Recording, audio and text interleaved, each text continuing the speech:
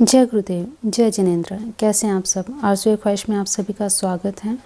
आज की ये खास वीडियो गुप्त नवरात्रि पर होने वाले सभी कार्य कैसे करने हैं, कब कलश स्थापना करनी है, क्या सही समय है और नवरात्रि के भीतर कौन कौन से मंत्रों का उच्चारण करना चाहिए जिनसे आपके घर में सुख समृद्धि बनी रहे, और गुप्त नवरात्रि का अर्थ क्या है, गुप्त नवरात्रि को गुप्त क्यों नाम दिया गया है।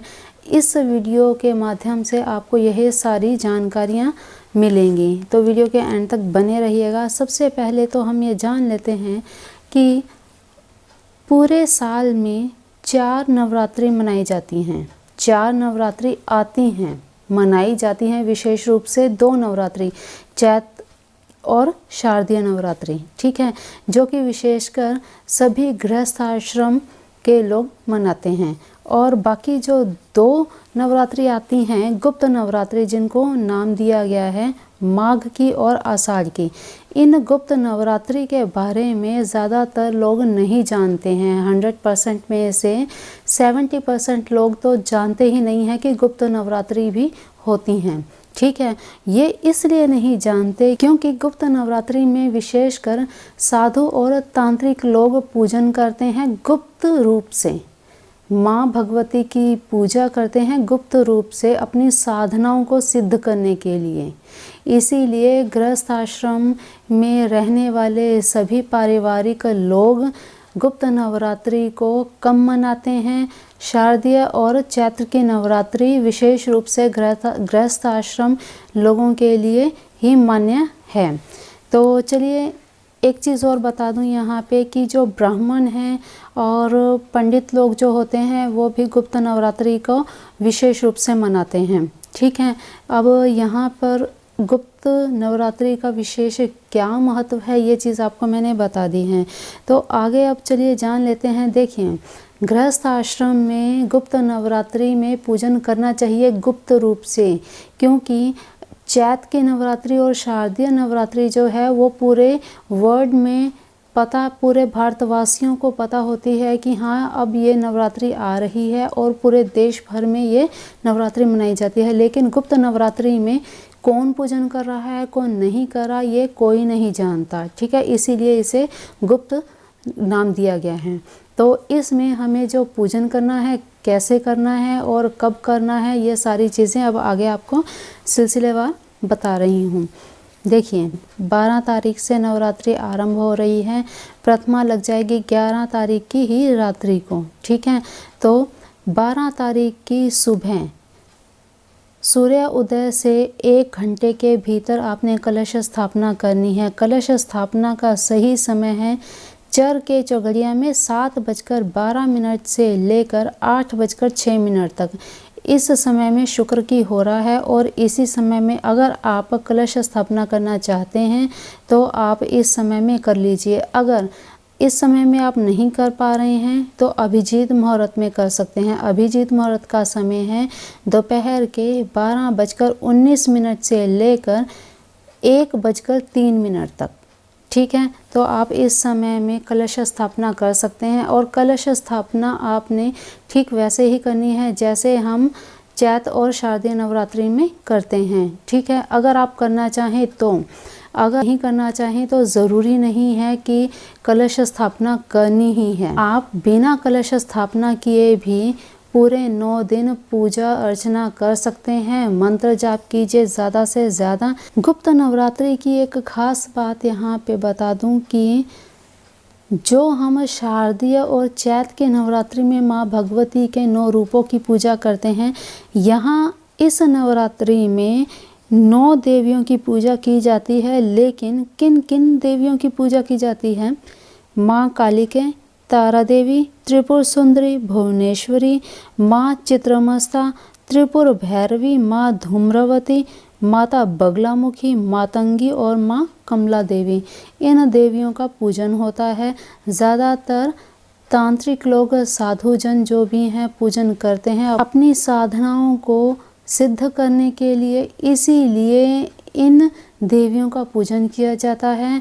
और आपको अपने घर में सुख समृद्धि लाने के लिए, अपने जीवन में विपत्तियों को खत्म करने के लिए कुछ ऐसे आपको मंत्र बताऊंगी जिन मंत्रों का आपने उच्चारण करना है इन 9 दिनों के अंदर। ठीक है, तो देखिए आपको क्या करना है। सबसे पहले तो ये कि आपको कुछ चीज़ों का आपने ध्यान रखना है। ब्रह्मचर्य का पालन आपको करना है। किसी से कोई वैर भाव, मन में किसी के प्रति द्वेष नहीं रखना, खिन्नता नहीं रखनी। भोजन आपका सात्विक होना चाहिए। लहसुन प्याज निषेध है, बिल्कुल भी आपको लहसुन प्याज बिल्कुल भी उपयोग में नहीं लाना है। तो इन चीज़ों का आप ध्यान रखते हुए पूजन करें, मंत्र जाप करें और अपने मन मस्तिष्क को एकदम शांत रखें, प्रसन्न रखें खुद को, तभी आपके किए हुए कार्य क्रियाएं सफल होंगी। ठीक है, अब इसमें करने क्या हैं आपने कार्य।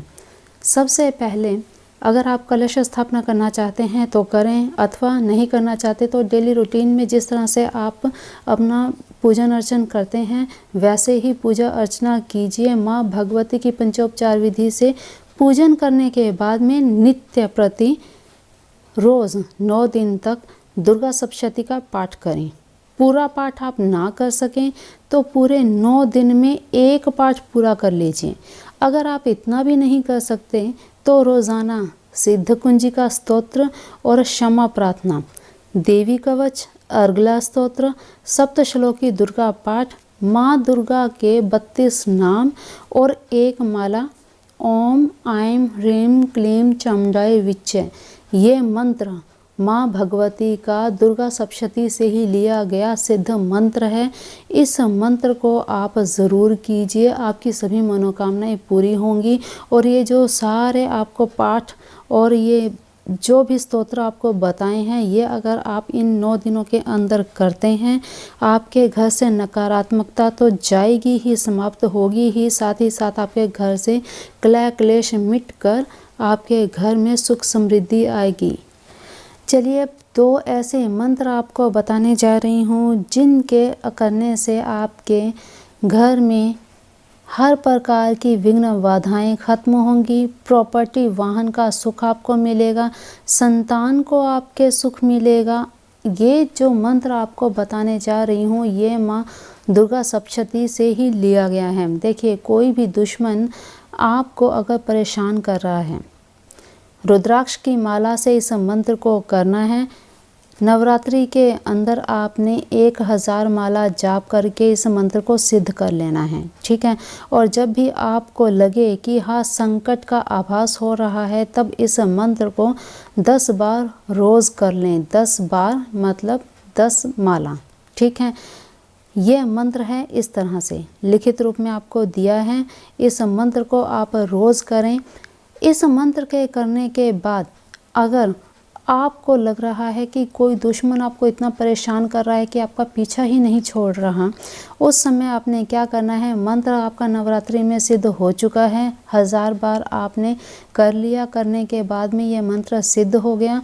इसके बाद जब आपको ऐसा आभास होता है, उस समय इस मंत्र की 10 माला जाप करके गाय के गोबर के कंडे को जलाकर उस पर काली मिर्च और भैंस के घी से हवन कर लीजिए। 21 दिन तक आपने ये कार्य नित्य करना है। दुश्मन का भय आपका एकदम से समाप्त हो जाएगा, आपको दुश्मन परेशान करना बंद कर देंगे। अब आते हैं दूसरे उपाय पर। दुर्गा सप्तशती से ही लिया गया है इस मंत्र को। ये मंत्र खास परिवार समाज के कल्याण के लिए, कोई भी दुखी ना रहे ऐसा ये मंत्र है। छोटे से लेकर बड़े बुजुर्ग तक कोई भी इस मंत्र को कर सकते हैं।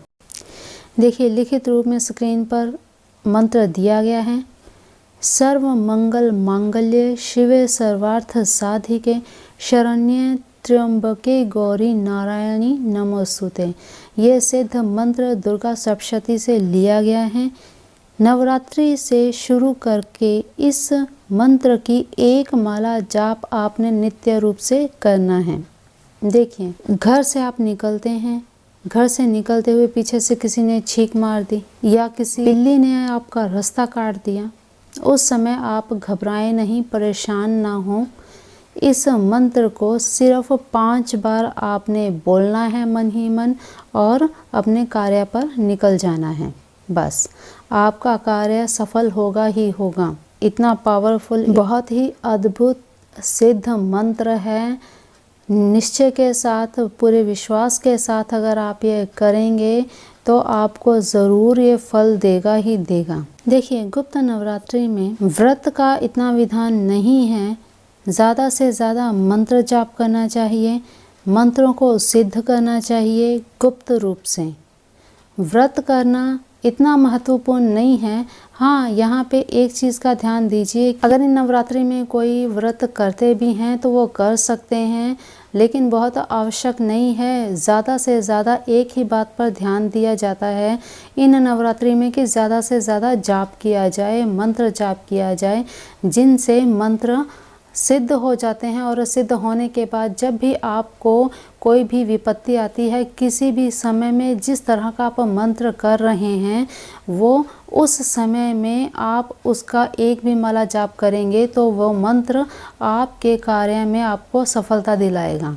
ठीक है, इसीलिए इन नवरात्रि में मंत्रों को सिद्ध किया जाता है। तो चलिए, आज की इन्फॉर्मेशन इतनी ही।